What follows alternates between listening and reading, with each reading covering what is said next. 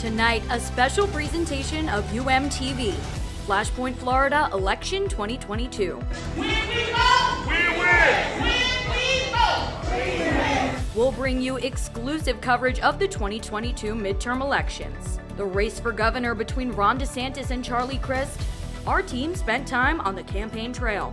We led by facts, not by fear. Are you ready to defeat Ron DeSantis? And will Senator Marco Rubio return to Congress? Chief Val Demings is rallying to take the seat. I'm running to win. Breaking down the ballots and the issues that matter to Florida voters. Plus, live coverage and analysis as the votes come in.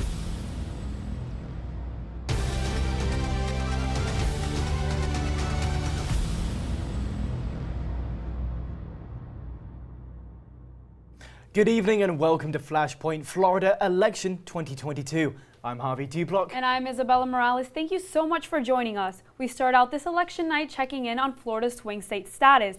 And Ethan Gainey tells us how many votes have already been counted.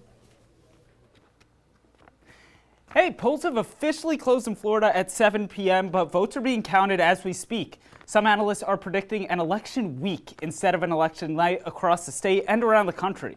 Florida elections are often too close to call. In 2018, Ron DeSantis won by 0.4% of the vote.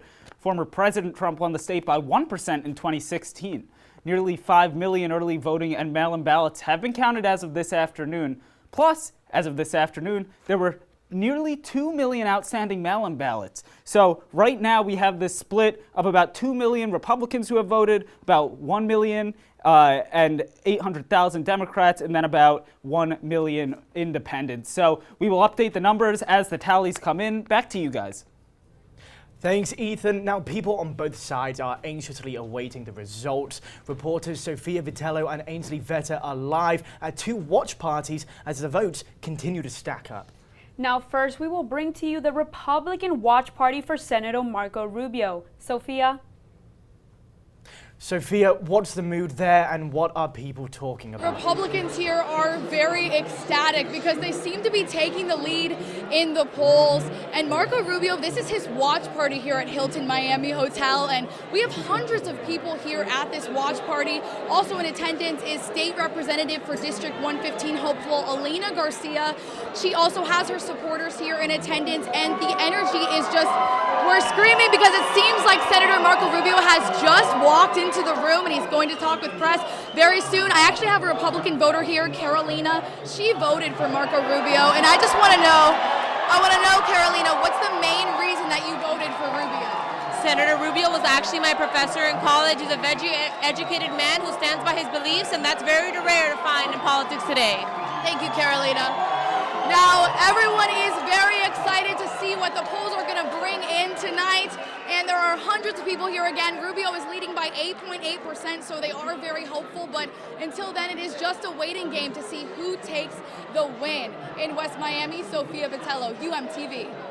Sophia, I know you're at a Rubio event, but now how are people there feeling about DeSantis? If he pulls out a victory, are voters confident he's going to stay the full term? People are feeling very excited, Harvey, because with this lead, I mean, over 53.9 million people have voted for Senator, and with Rubio having an 8.8% lead, that's a pretty big lead, and with Governor Ron DeSantis having a 12.1% lead, that is a lead of 351,000 voters. Okay, so this lead is rather large for the Republicans. They're feeling very excited. Been Chris' main argument against DeSantis. Ainsley, what is the conversation on the Democratic side? Thanks, Harvey. I'm here at the Chris watch party in Miami Beach at Whitman's Restaurant. And yes, Chris supporters are concerned that DeSantis is running for president. They think that it may make him less focused as governor of Florida. I'm here with the vice president of the Miami Beach Democratic Club to give us some more information. Hi, we're here tonight to support women's rights, the right to love whoever you want, and to save our democracy from things that will hurt us in the future, like the environment, the right to choose, and our freedom of speech. Thank you so much. And the votes are still continuing to come in, so we'll have to wait and see what happens in this election. For UMTV, I'm Ainsley Vetter. Thanks, Ainsley. Now, what is the mood out there going on at the watch party? Technical difficulties? Okay, never mind. Now, 2 years ago, Easter, back in the 2020 election, Florida is now back in the national spotlight with a contentious governor's race between Republican incumbent Ron DeSantis and former governor and Congressman Charlie Crist. That's right, Harvey. He's back on the campaign trail again. Chris continues his 3-decade-long political career in hopes of turning the governor's mansion back from red to blue. I was part of our team that covered the Chris campaign, including his rally with President Biden and Chief Val Demings last week. I take a look at the issues. Hello, Miami-Dade. One man is a familiar face to the Florida governor's race. Charlie Crist is a former Florida governor who served from 2007 to 2011. Now he plans to take back the governor's mansion. Are you ready to defeat Ron DeSantis? Democrats brought in presidential power to their Miami rally to get out the vote and make their case to voters. Charlie's a guy you know and trust. He's always working with you, fighting for working families like yours. With such an anticipated race, 2 U.S. presidents have been in South Florida in the last week to campaign for both opponents. Vote, vote, vote! Chris calls his competitor a bully and says DeSantis' campaign is built on intimidation and is unsupportive of democracy. And that's who he is. But Floridians, he is a bully. You got that right. But Floridians don't scare easily, Ron. Democracy is on the ballot this year, along with your right to choose. When Chris left the governor's office in 2011, he was a Republican. Now, 10 years later, he is running as a Democrat. Chris says the party left him when it moved more to the right. Before Chris was at the center of one of the nation's most important races, he was a Democratic congressman representing Florida's 13th district. Chris stepped down in August to focus on his efforts to become governor again. He was a great governor before, and they make him even greater governor again because of who he's going to be replacing. As a congressman, he passed laws to benefit military families' retirements and advocated to lower taxes for homeowners. Chris is running on several issues, including gun safety, abortion rights, clean water, lower housing costs, and LGBTQ+ rights. He is running against incumbent Ron DeSantis, campaigning on their differences, including opposition to critical race theory being taught in Florida schools. He talks about not teaching about the history of our country that might offend some people in our schools. We ought to teach facts in our schools. And LGBTQ+ policies as well. He punishes business like Disney World because they disagree with him on a bill. With the biggest difference being on abortion policies in the state. This comes as the overturning of the Roe v. Wade decision that has sent shockwaves across America. I don't want to ban abortion. I want to make sure we keep a woman's right to choose available to the women of the state of Florida. Charlie Crist stands on the belief that all women in Florida should have a right to choose and plans to take action right away if elected. On day one of my administration, I will sign an executive order that will protect a woman's right to choose. And President Biden agrees. We're going to codify Roe v. Wade in January. Make it the law of the land. But to get the people's vote, he is running on a number of issues in hopes of beating DeSantis on election night. Chris told the crowd at the Miami rally every vote counts, especially in Florida. On the other side of the aisle, Ron DeSantis is campaigning to keep his seat as Florida governor in the shadow of a possible run for president in 2024. UMTV reporter Zachary Levy has more. In Bal Harbor, crowds are cheering for Governor Ron DeSantis, who is seeking a second term.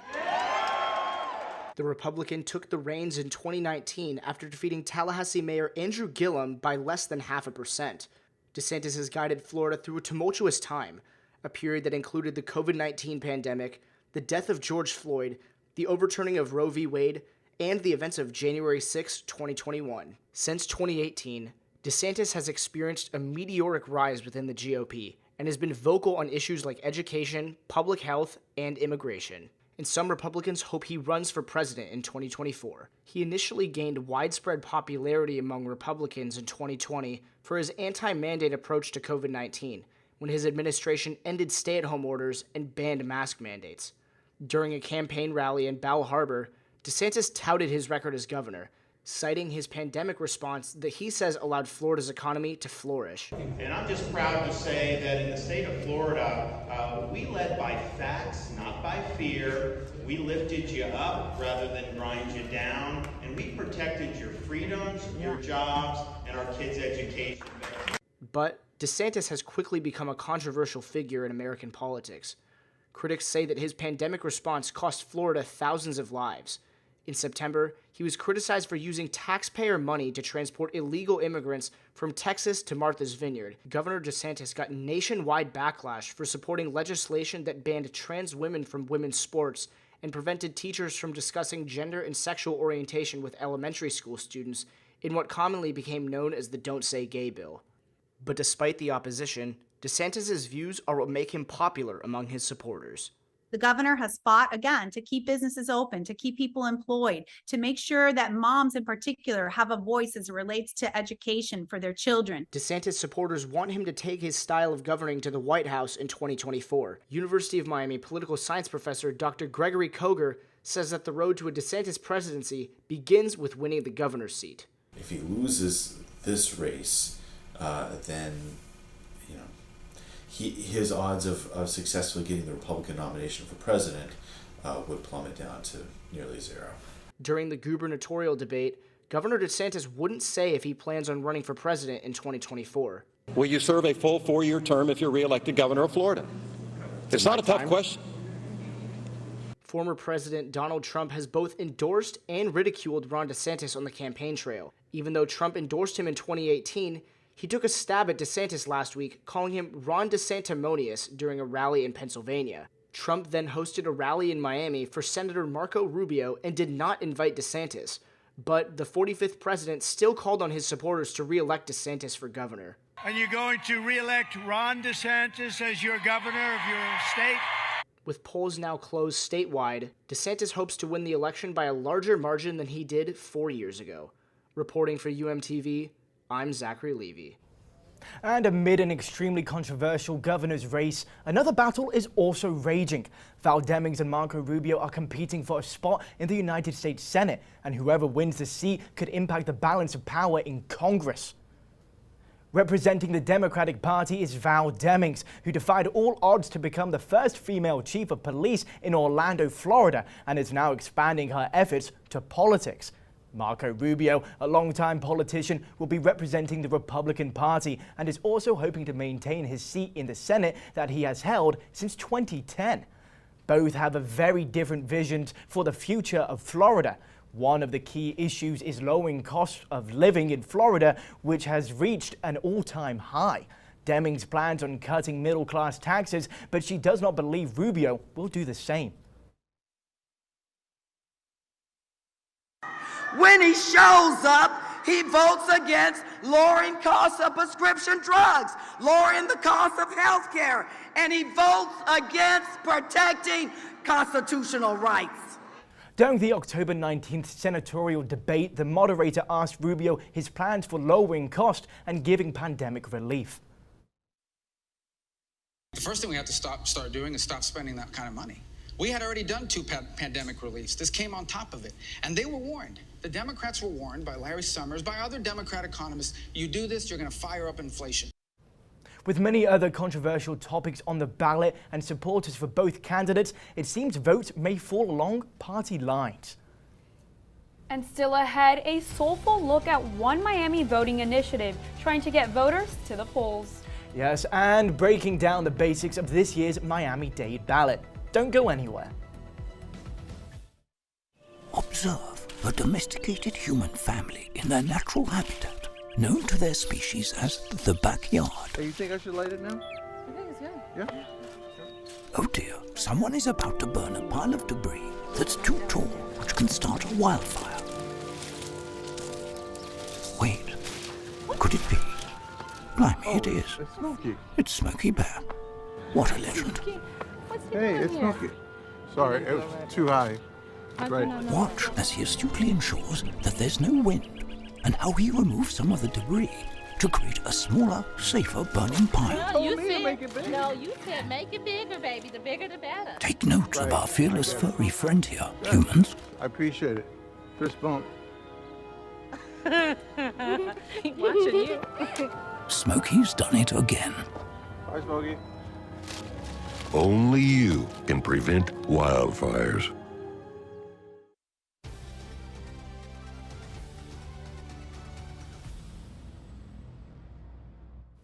The midterm elections are often decided by Florida voter turnout. UMTV reporter Weil Koperman takes us to a non-profit event designed to bring out voters by making voting fun. They dance to a Junkanoo band to encourage residents to dance to the polls for early voting. Candidates and Miami-Dade County leaders say they want neighbors to stick together and vote through Souls to the Polls. Souls to Polls is a great tradition that reminds everybody of a faith perspective, that it's really part of God's work to show up and take part in our democracy. You know, if we don't use it, we can lose it. We believe that this is a great time to mobilize them right after church and encourage them to come out to vote, because like we've been saying, when we vote, we win. But some residents, like Cadillac Johnson, say Souls to the Polls encourages people who may not otherwise go to the polls. And that saves them from regrets that last long after the election. Everybody get together as a community, as one village, and they come together. But other than that, they'll just sit home and, football game is on. Next year they'll be saying, man, the taxes are too high. I should have voted. Too late now. You have to wait for the next one. When we vote, we win. When we vote, Minority residents in Miami say they want change in the Florida governor's seat and the state Senate representative. But until more get out to the polls, there will be all but that change across public issues. The issues that matter to me is gun violence, because I grew up in this area. And I see thousands of young people being murdered by each other. And I would like our elected officials, high and low, to actually take part in it, create programs for our youth. Our education is on the ballot. Our children are on the ballot. Souls to the poll to make a difference is everybody come out and vote. You know, come and vote for their candidate that is best fit them. Because you got candidates that say they wants to do things, but when they get in office, they turn the other way. Organizers say making voting fun brings out more people to Souls to the Polls and lets their voices be heard in this election. For UMTV, I'm Wyatt Kopelman. Now, Issa, in this election, Miami-Dade County has a lot on the ballot, including constitutional and county referendums, and then also who sits on the highest court in the Senate. Our analyst Zachary Levy is here to break down what's on the ballot in Miami. Zach, talk to us about some of the key issues. Absolutely. Miami will be deciding on more than candidates tonight, as Supreme Court justices, tax breaks, and wages are also on the ballot. Florida is one of 30 states where residents retain the right to vote for their Supreme Court justices. 5 of the 7 Florida justices are up for retention this year, all of which are nonpartisan, but were appointed by Republican governors. Now, historically, Florida has yet to vote a justice out of their Supreme Court seat.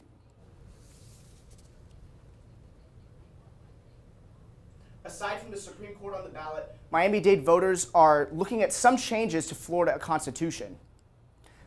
That's right, Harvey. There are 3 proposed amendments to Florida Constitution. The first one proposes tax cuts for residents who construct anti-flooding measures on their property. The second amendment proposes abolishing the Constitutional Review Committee in Florida, which historically meets every 30 years. We'll have results on these when the ballot count is finalized. And the third and final amendment has caused a bit of controversy, and our reporter Regina Potenza has more. This election season, Florida residents will vote on 3 amendments to the Florida Constitution. If passed, one of these amendments will provide government employees with up to $50,000 in property tax exemptions. This includes firefighters, EMTs, paramedics, and teachers. Those professionals service the community every day of their lives, and they get very little in return. So I think that's a good starting point in how we can kind of pay them back for their service.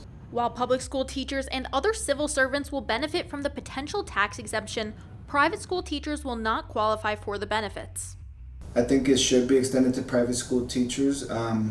Just because they work in a private school doesn't mean that they're exempt from any of the issues of their surrounding communities or the communities that they service. If passed, the amendment is predicted to save Florida government employees more than $80 million within the next year. Florida Realtors is the largest professional trade association in Florida, made up of over 225,000 Florida real estate agents.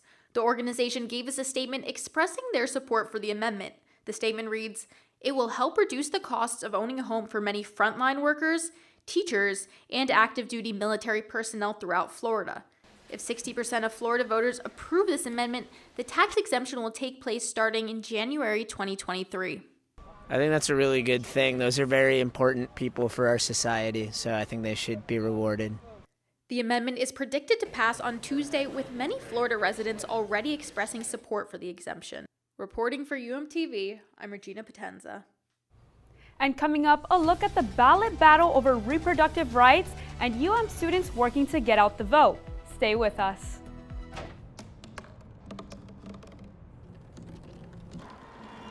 Everybody has a dream.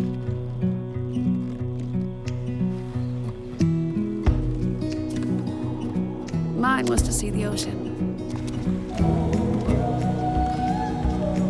And with a little help,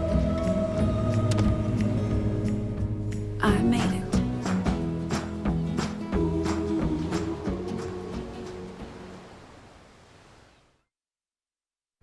Okay, Simon, what do people wear? Clothes. That's right, so it's important to learn how to dress yourself. Here's how it's done. Shirt, underwear, pants, socks, shoes. Underwear, always first, name tag on the back. Then pants and shirt. Go ahead and put this on. Now with the shirt, you want to make sure the first button's right or you have to start all over again, okay? Socks left on left, right on right. Tying the shoes, we're gonna take the laces, we're gonna cross them over, we're gonna turn around where the bunny goes down in the hole, pull it tight, and bunny ears. Got it? Most parenting is hard to do in just 2 minutes. But 2 minutes twice a day making sure they brush is easier, and it could help save them from a lifetime of tooth pain.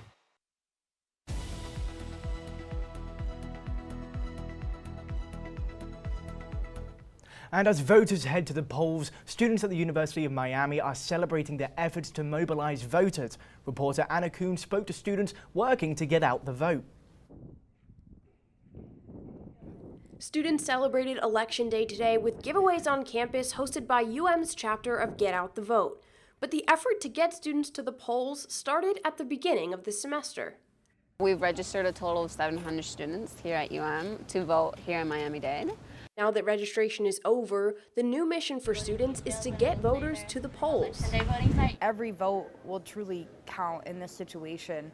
In the last midterm election in 2018, only 67% of registered voters actually cast their ballot in Florida, according to the Florida Elections Division. People like Rachel are trying to raise that number. She's working with the Florida Democrats to try and mobilize voters and get them to the polls. And they found the best way to do that isn't through phone campaigns or emails, but by walking up to people's homes and knocking on doors. One individual, he was like, oh, when do I have to vote? Well, when blah, blah, blah, and where's my local polling station? I don't know if he would have been able to vote if we hadn't gone and spoken to him. And UM's Republicans are working to get voter turnout as well. We've done a lot of tabling. We've had a lot of students come up to us, reminding them every time they talk to us, like, hey, these are our meetings, but also Election Day is coming up. Go vote. I think it's sometimes like a lot of work with a little reward, but there is a reward. For UMTV, I'm Anna Kuhn. Now, after nearly 50 years, the Supreme Court voted in a 6-3 decision in favor of overturning Roe v. Wade, a case that gave people across the country unrestricted abortion access before the third trimester. The Supreme Court made the timeline for abortion care a state decision, and now it's a major issue in the midterm election here in Florida. Reporter Madison Shore has the story. For pro-choice activist Kat Dwesterhouse, the fight for abortion access is personal. As myself a survivor of sexual assault at 14, I did already struggle to live after being sexually assaulted by 5 men who were adults at the time. And I know that if I had been forced to give birth after being assaulted, I would have killed myself. Republican Florida Governor Ron DeSantis recently banned all abortions after 15 weeks. But Charlie Crist wants to change that. When I was your governor, we protected the freedom of women. We made sure they could have their own decision about their body.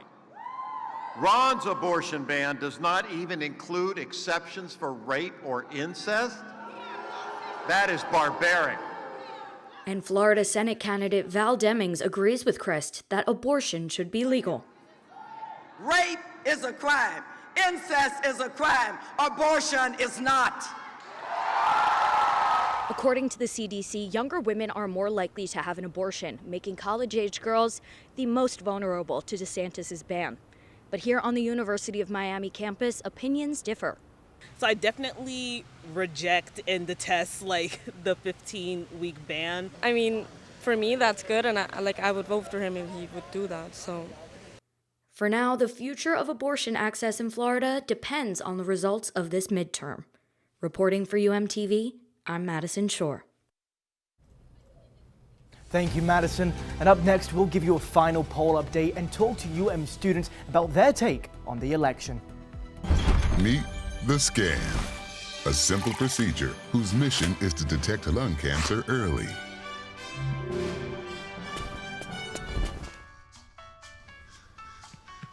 I'm here to save you. But I feel fine. That's great, but you may still be at high risk for lung cancer. Oh man, that's a new fence. If you smoke, early detection could save your life. Learn more at savedbythescan.org. Honey, what I think you need is a socket wrench. I played JV basketball. I'm sorry. I don't think it looks right. This is good, and it's all good, baby. Is it really all good?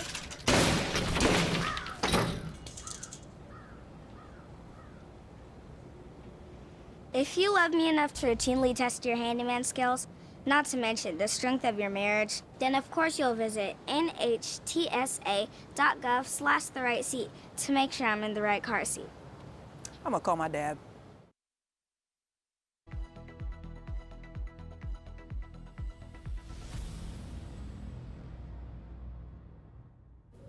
Now, Issa, before we go, we're going to take a last look at the latest numbers and break them down by county. My apologies. And we're going to go back to our analyst, Ethan Gainey.